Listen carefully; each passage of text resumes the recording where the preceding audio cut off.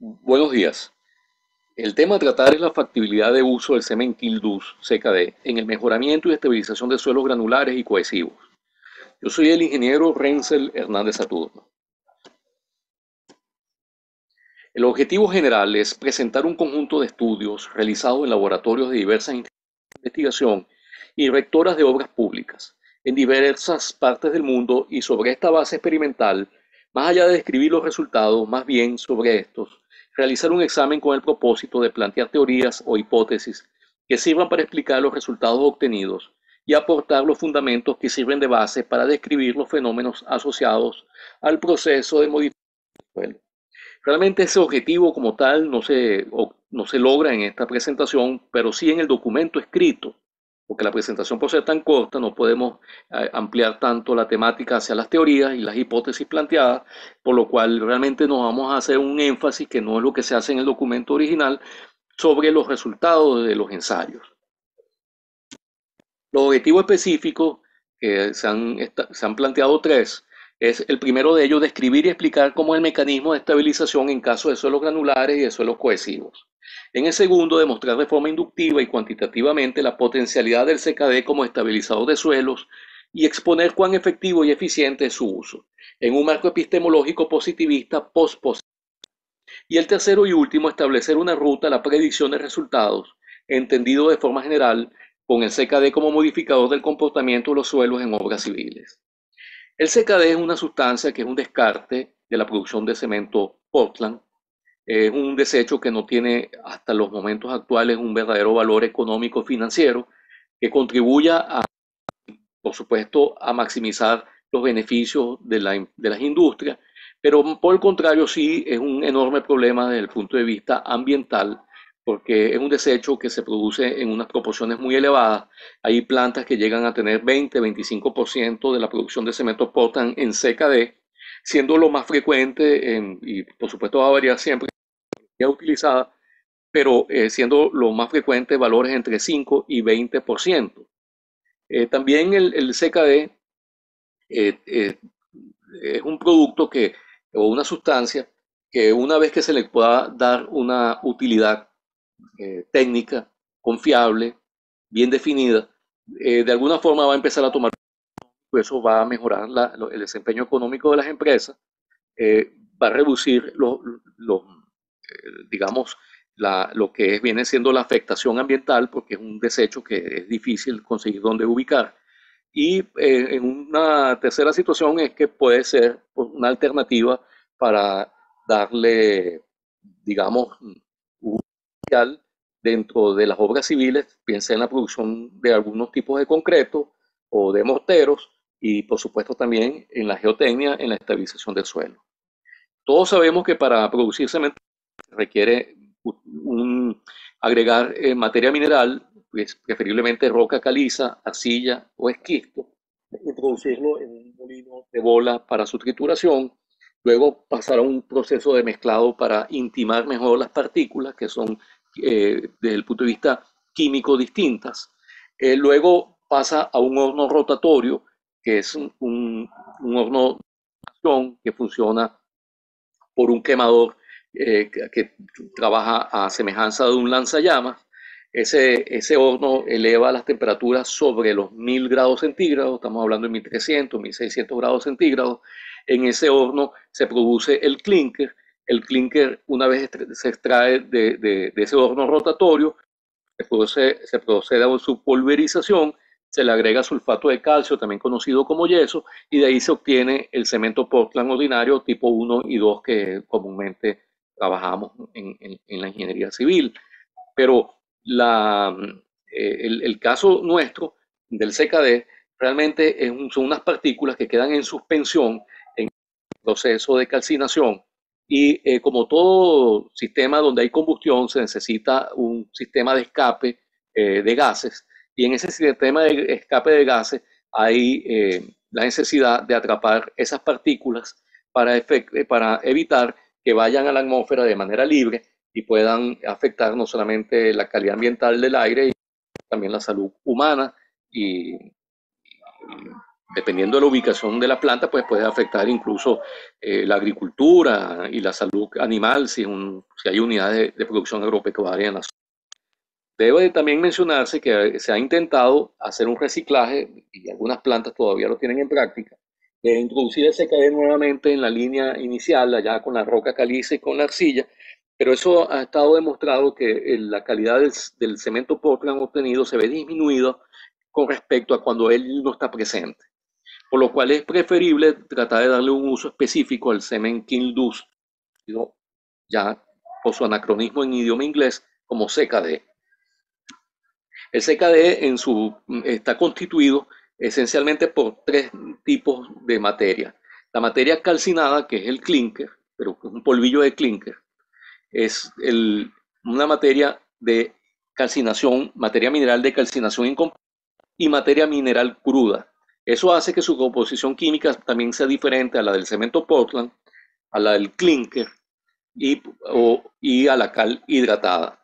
Hago la comparación con ambos materiales, eh, porque ambos, digamos, son utilizados en la estabilización de suelo y porque el CKD es una combinación de los dos. El primero de ellos, el CKD, tiene en comparación con el cemento Portland ordinario, el OPC, una cantidad bastante menor de sílice, lo que hace que la formación de hidrosilicatos se vea disminuida, y los hidrosilicatos son el proceso que da resistencia al concreto, ¿no? Al cemento, al endurecido, ya en la pasta rigidizada, digamos. Por supuesto, también hay una disminución en la cantidad de aluminio, lo que también va a influir en la formación de hidroaluminatos, que también contribuyen a la resistencia del cemento en fraguado, y al haber una cantidad menor, pues eso también va a afectar los valores de resistencia, eh, por haber menos hidrosilicatos y menos hidroaluminatos respecto al cemento ordinario.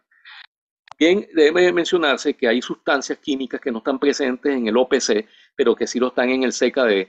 Algunas de ellas puede ser el óxido de magnesio, por mencionar algunas, o el P2O3, pero también puede haber algunas que incluso están en proporciones que pueden llegar a ser hasta del 300%, como es el SO3, o algunas que no están presentes en la cal, pero que sí lo están en el CKD, o que están en proporciones completamente distintas y que muchas veces ellas contribuyen a desfavorecer el desempeño del CKD.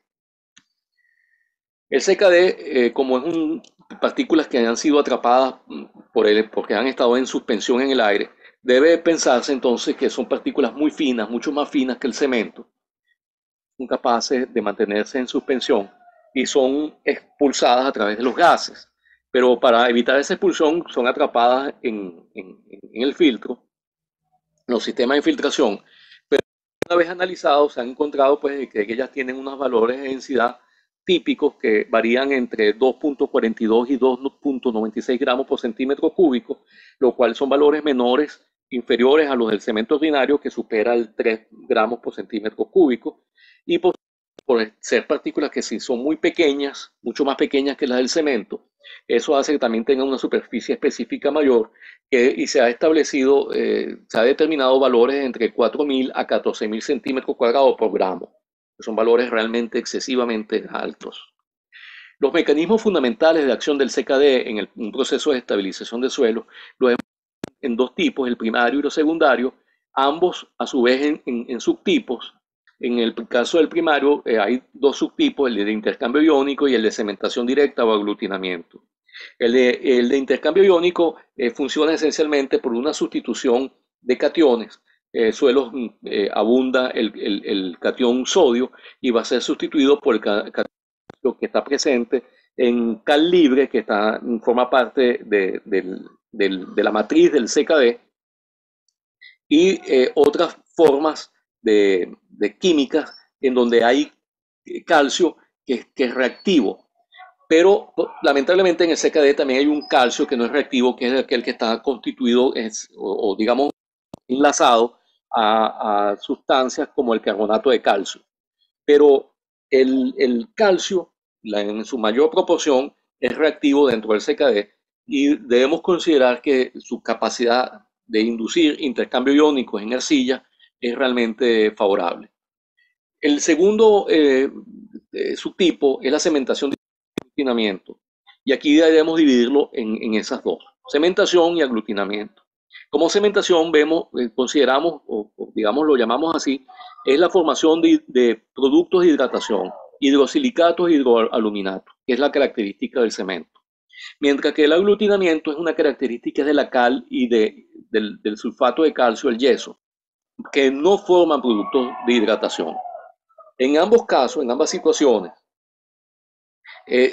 puede haber, digamos, un encapsulamiento y generar entre partículas arenosas, inmovilizándolas, encapsulándolas y de alguna forma pues mejorando las propiedades mecánicas y reduciendo la permeabilidad de los suelos granulares.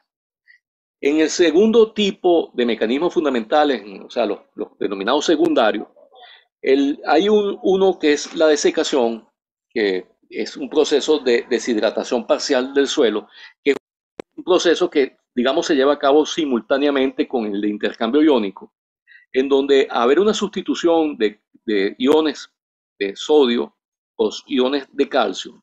El ion de calcio tiene un complejo de absorción bastante menor, entonces al hidratarse menos y al ser bivalente frente al de sodio, que es monovalente, de esta manera permite agua que estaba vinculada electroquímicamente al cristal de arcilla, convierte en agua libre que puede ser parte de la reacción de hidratación del CKD, pero también puede ser agua que perfectamente puede evaporar o puede drenar por gravedad, porque es agua que ya no está vinculada químicamente, electroquímicamente al cristal de arcilla. Y la sílica reactiva es un fenómeno muy interesante, pero que no es común encontrarlo, porque el proceso de sílica reactiva se da entre el CKD y el suelo de manera directa. El agua es parte del vehículo, pero no es con el agua que hay la reacción, por lo menos no en la mayor proporción, sino entre el CKD y el suelo. Y eso ocurre es cuando el suelo es un suelo que tiene un origen volcánico, son cenizas volcánicas, o suelos que son de areniscas, silicias, que están degradadas, las que son altamente reactivas. Pero, por supuesto, es un fenómeno que se tiene que llevar a cabo con presencia de agua. La sustitución de los iones de sodio por los de calcio en el proceso de intercambio iónico permite entonces reducir el complejo de absorción, el complejo de hidratación de la partícula de arcilla, y eso conlleva pues a una reducción del límite líquido, y la reducción del límite líquido va también a conllevar de manera secuencial a una reducción del índice de plasticidad. Aquí podemos notar cómo el ion sodio, el catión sodio, que es un ion positivo, pues catión sodio, tiene un complejo de absorción de 7.88 astron cúbicos, monovalente, mientras que el calcio vivo tiene un complejo de absorción de 4.99 astron cúbicos. Un solo catión de calcio es capaz de sustituir 2 de sodio, es decir, un complejo de absorción de 15.76 astron cúbicos se transforman en 4.99 astron cúbicos, lo que quiere decir con esto que hemos reducido el agua atrapada por la arcilla a una tercera parte de la que originalmente tenía, siendo las otras 2/3 partes agua libre bajo estas circunstancias. Lo más importante, o digamos combinado a este fenómeno que es sumamente importante de deshidratación parcial, viene también un fenómeno que es, por producto de la sustitución iónica, es que se va a generar un desbalance dentro de las partículas. Y ese desbalance se traduce en otro fenómeno muy interesante, que es la proculación y la coagulación de las partículas arcillosas en el suelo, generando una reorientación de las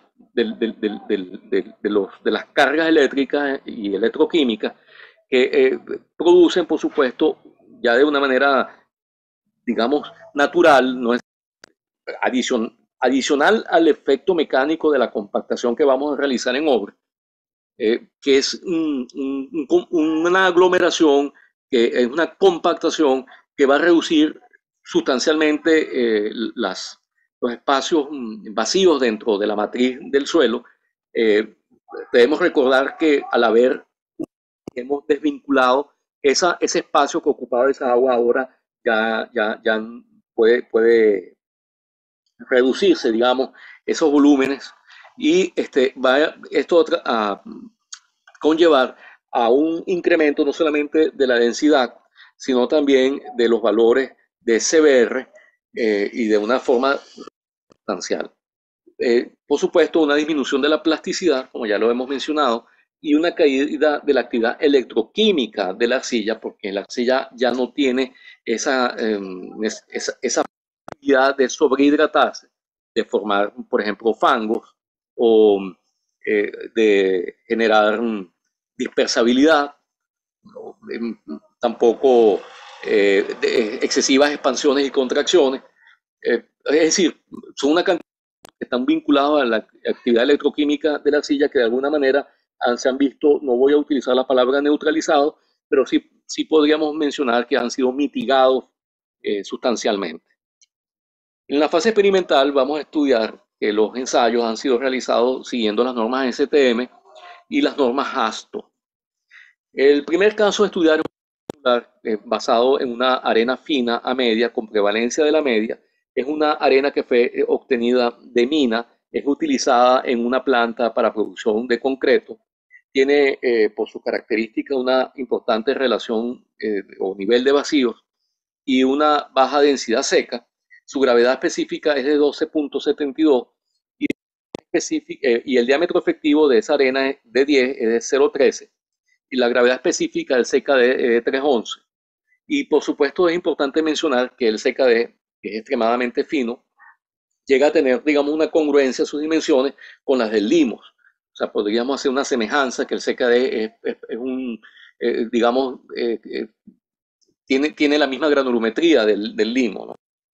En estas curvas, que son derivadas de los ensayos realizados sobre el material original más material de la arena mencionada, agregándole CKD en una proporción que va desde el 10% hasta el 50%, vamos a ver la primera curva, que es la curva inferior, en donde, digamos, el CKD no participa, es la arena natural. Luego hemos obtenido, a medida que hemos ido adicionando, hemos encontrado que a partir del 10% de CKD se encuentra una importante variación en los valores de la máxima densidad seca. También hemos encontrado que la máxima velocidad seca se ha encontrado con una tasa de adición de CKD del 30%, más no necesariamente con 40%, sino de 30%. Pero en todos los casos donde participa el CKD ha habido un incremento de la humedad óptima de compactación, particularmente para esta de 30%, es 9.96 la tasa, mientras, y bueno, en términos general, pues todas esas curvas de productos a movilizarse hacia la derecha.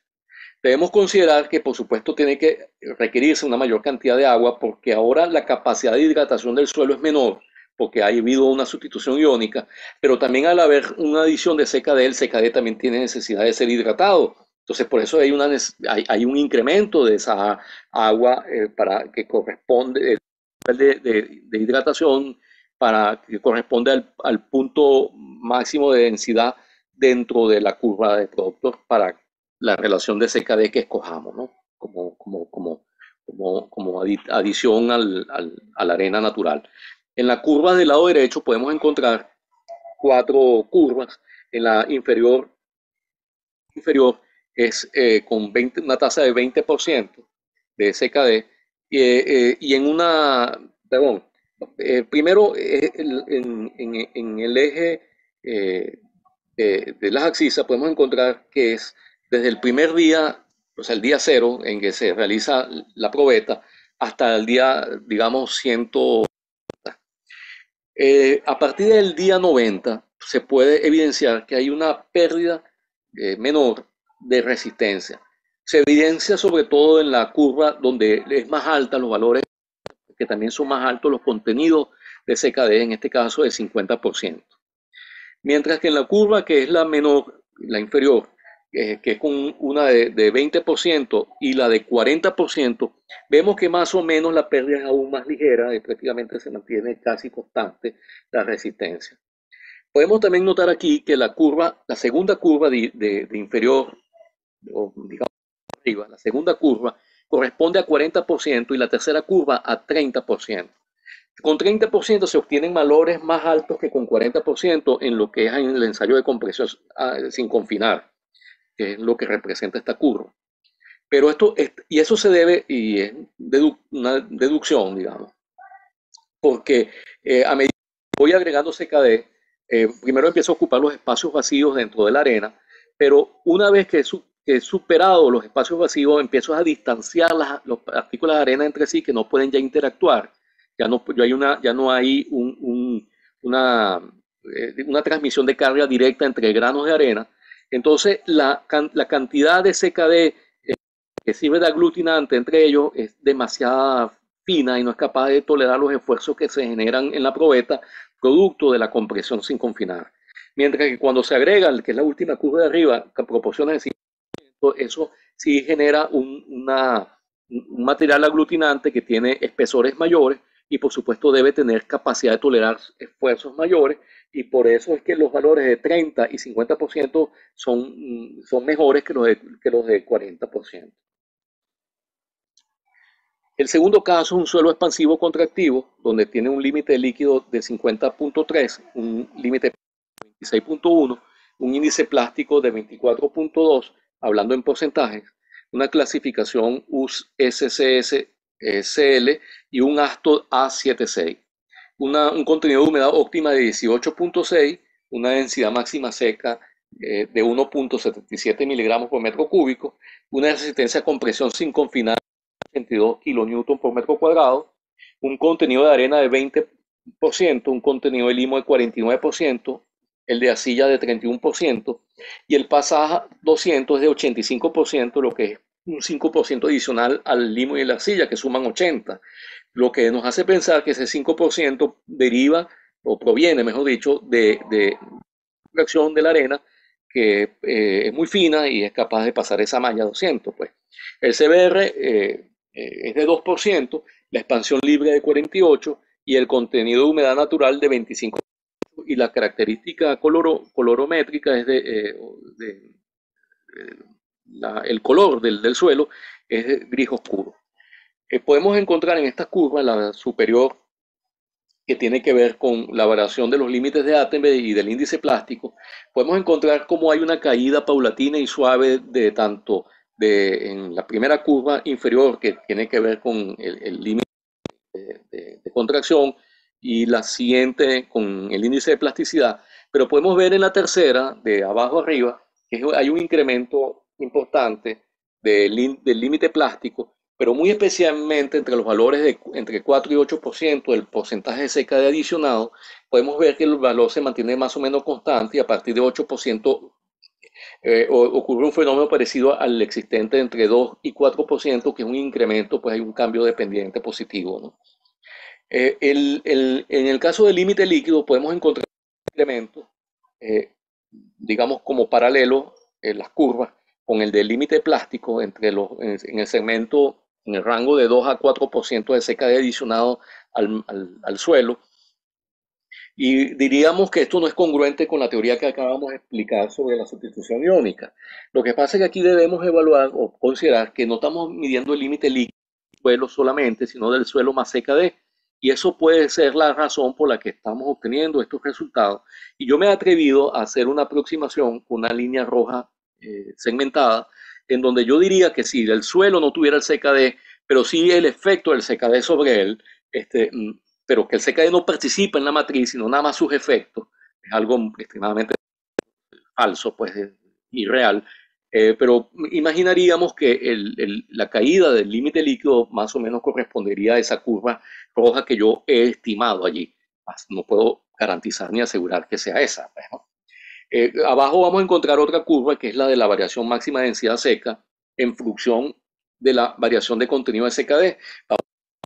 Variaciones de contenido entre 0 y 10%, y vamos a encontrar que hay dos curvas. La curva inferior, otra vez entre 4 y 6%, hay un comportamiento, o sea, es como una congruencia entre estas curvas y las próximas que vamos a ver. En ese rango en 4 y 6%, que hay un cambio de pendiente, y luego en los segmentos, si inicial entre 0 y 4 y entre 6 y 8, podemos ver que la curva prácticamente mantiene la misma pendiente, solamente en esta etapa, que es una etapa que podríamos decir que es como una transición, o ahí debe estar ocurriendo algún fenómeno que tiene que ver con la interacción de los cationes y la participación, sobre todo de la parte electroquímica, más que de la parte mecánica, o sea que no, del CKD dentro de la matriz, que hace ese cambio allí. Son justamente los fenómenos de superficie y lo que tienen que ver con las leyes de Van der Waals y tal. Se aprecian mucho ese tipo de cosas porque se forman como, digamos, barreras de cationes que impiden los intercambios, o sea, hay una cantidad de fenómenos que no me atrevería a decir cuál es exactamente el que está allí ocurriendo.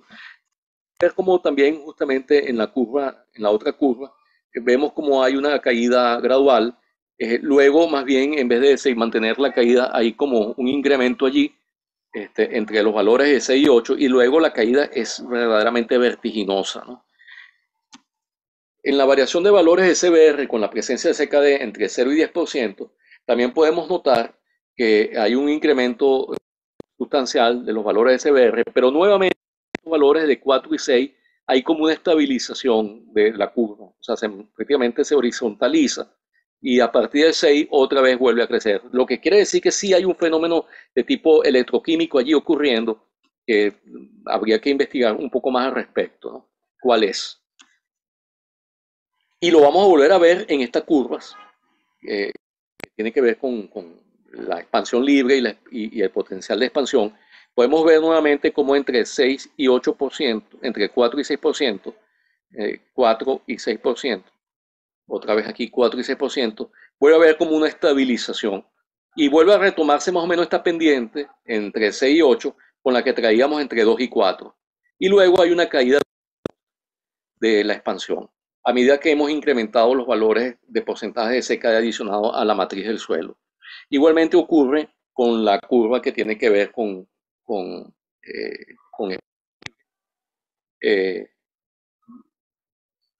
en donde hay como unos cambios dependientes, y entre 4 y 6 se maximiza, prácticamente la pendiente es como la más pronunciada. O sea, este 4 y 6 influyen en muchas cosas, se ve, ¿no? Esa proporción. Y luego de eso vuelve a tratar más o menos de buscar la pendiente que traía entre 2 y 4, que es lo mismo que hemos observado en las curvas. Es decir, ahí hay algo, ahí ocurre algo que posiblemente haya que evaluar a través de ensayos que van más allá de la ingeniería civil o de la ingeniería geotécnica o de la geología. Creo que estaríamos metiéndonos un poquito en el conocimiento de las ciencias duras, tal vez ensayos de espectroscopía o microscopio electrónico, cosas así.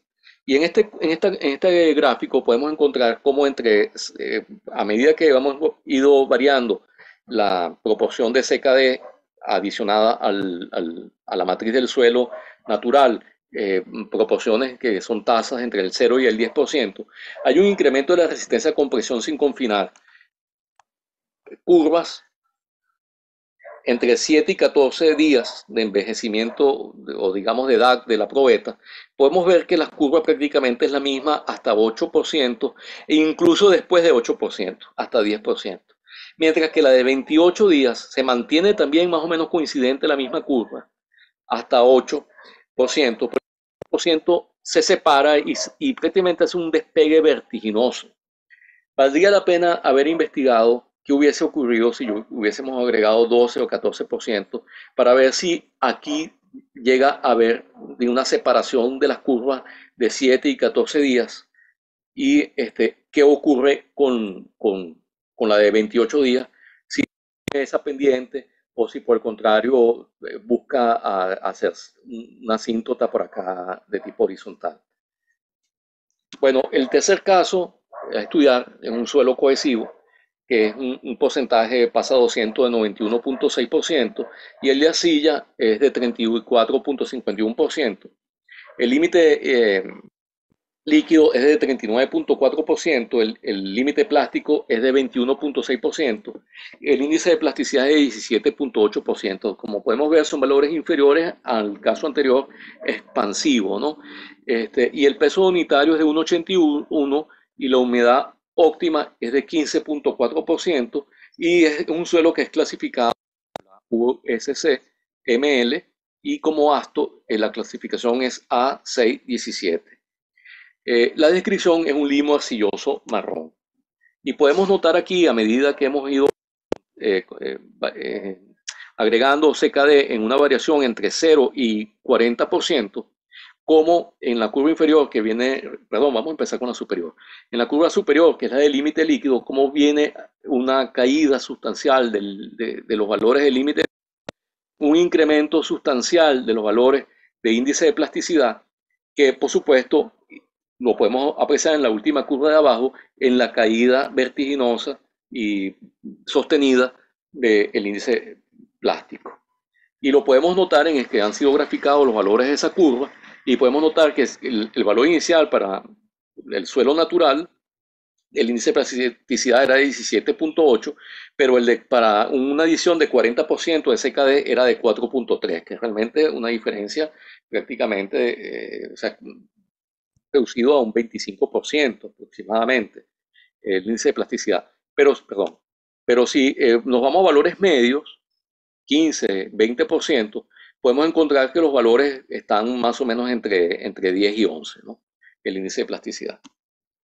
Bueno, debemos mencionar que en la parte electroquímica, para el CKD, hay un fenómeno que seguramente se da, porque nosotros encontramos que en la producción de cemento participa la arcilla. La arcilla es la que hace el aporte de lo que es el sílice para que se formen los hidrosilicatos y también aporta el aluminio para que se formen los hidroaluminatos.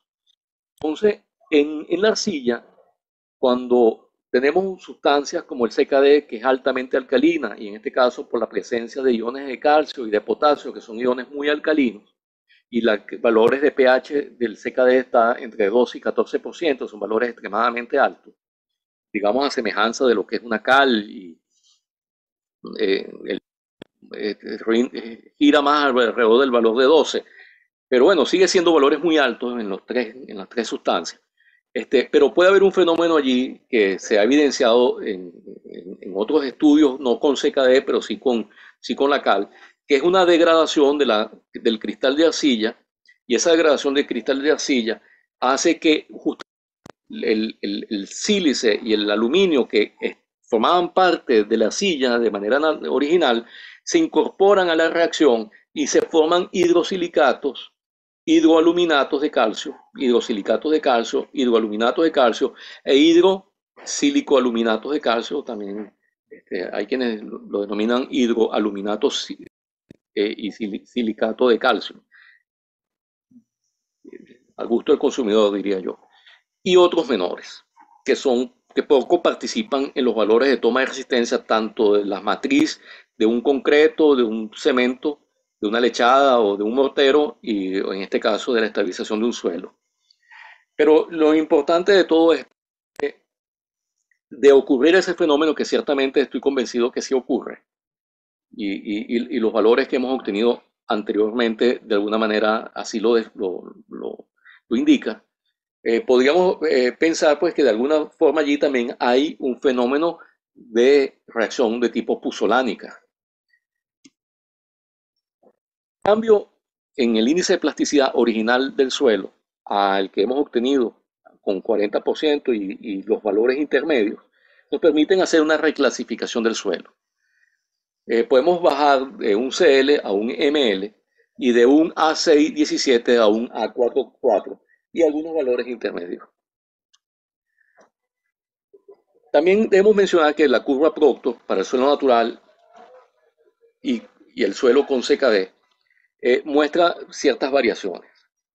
Primero, que hay una pérdida de densidad, de que hay un incremento del valor de contenido, entiéndase de la humedad óptima, pero en este caso lo estamos, digamos, eh, o sea, con respecto a la humedad óptima para alcanzar el máximo valor de densidad, pero en este caso lo estamos reflejando con diferentes curvas para los diferentes CKD adicionados. Y podemos ver cómo hay un incremento, un decremento, perdón, de los valores de densidad y hay un incremento de los valores del contenido de agua necesario. Pero ya lo del contenido de agua lo he mencionado porque al haber una sustitución iónica y haber una sustitución iónica de alguna forma que genera una menor capacidad de hidratarse del suelo, va a requerirse adicionar más agua para poderlo hidratar a los niveles óptimos. Y adicionalmente a eso, al participar el CKD en esa mezcla, el CKD también tiene necesidad de ser hidratado y por eso hay un incremento en los valores de requeridos para conseguir los valores máximos. Pero hay algún comentario que quiero agregar. Esa pérdida de densidad no debe ser interpretada en la realidad como está allí en ese gráfico. Yo desde el año 1995 he venido haciendo estabilizaciones de terrenos y lo he hecho con diferentes tipos de sustancias, algunas desarrolladas por mí, otras utilizadas comercialmente, incluida la cal. Y puedo decir que hemos encontrado en laboratorio, en los ensayos, estas curvas, digamos, con estas características. Y lo podemos apreciar también en campo durante, y digamos, en la inmediatez determinada la obra.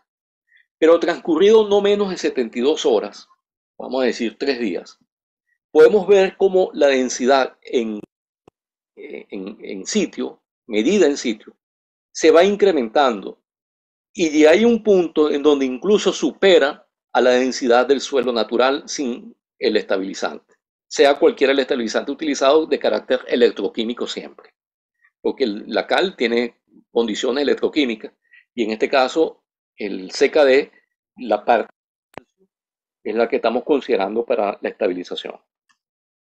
Y esta curva la podemos, digamos, desglosar un poco en estas otras dos que está aquí, en donde podemos apreciar cómo hay una pérdida de valor de densidad máxima a medida que hay un incremento de, de, de la cantidad de CKD participante en la mezcla. Unos cambios un tanto extraños, digamos, unas curvas un tanto extrañas, que también debe haber algunas explicaciones que deben seguirse buscando. Es importante conocer bien esos fenómenos y dominarlos para poder considerar el producto como confiable a la hora de hacer un diseño. Y, digamos, no solamente el diseño para el momento, sino su comportamiento. Y ahí podemos notar también en la curva derecha cómo voy a requerir justamente la mayor cantidad de hidratación para poder alcanzar la máxima, digamos, máxima densidad de compactación. Como conclusión, bueno, los resultados anteriormente presentados indican que es un estabilizador efectivo en suelos granulares, cohesivos y expansivos contractivos. No parece ser eficiente en el caso de suelos granulares, ya que se requieren cantidades excesivas del agente estabilizador y los resultados obtenidos, si bien es cierto que adicionarlo mejora el comportamiento del suelo, no son óptimos. En este caso se podría hablar de mejoramiento más no de estabilización. Yo hago porque realmente si nosotros vemos que hay algunas partes del estudio o de los estudios en donde hemos utilizado proporciones de CKD de 40 a 50%, o sea, son valores excesivamente grandes, que no sabemos todas las complicaciones que nos puede traer en obra eh, en lo que a trabajabilidad, capacidad de compactar un material que no es precisamente un suelo. Y por supuesto garantizar el entremezclado y que no haya, digamos, matrices de suelo natural formando capas o formando, digamos, grupos, bulbos, o sea, que no haya una mezcla, porque una cosa es laboratorio y otra cosa es campo. El otro es el hecho de que si el CKD, los costos de llevarlo a campo, los, si el CKD empieza a tener una utilidad, también comienza entonces a tener un valor económico. Entonces habría que pensar si es más conveniente utilizar 50% de CKD para no conseguir los mejores resultados, sino resultados aceptables, pero que no son los mejores, que utilizar más bien una proporción de cemento Portland de 8, 10, 12% en un suelo arenoso, que sí me puede estar proporcionando valores óptimos. Y entonces habría que hacer una comparación de una relación costo-beneficio entre ambas y relacionar entre ambos. Y lo mismo aplicaría para el caso de suelo cohesivo con respecto a la cal. O sea, ¿qué interés, qué beneficio puedo tener más allá, además del técnico, del económico, de costos, utilizar CKD en vez de utilizar cal, si tengo que utilizar proporciones de CKD tan elevadas? Como recomendaciones, bueno, ensayar si los aditivos para cementos son efectivos con el CKD. Realizar ensayos previos, son prácticamente líneas de investigación, diría yo. Realizar ensayos previos antes de ejecutar cualquier obra de estabilización con CKD. Investigar si adicionar cemento o puzolanas o cemento con puzolanas al CKD se puede aumentar la eficiencia del CKD en el caso de suelos granulares. Bueno, muchas gracias por su atención. He culminado. Quedó a su entera atención.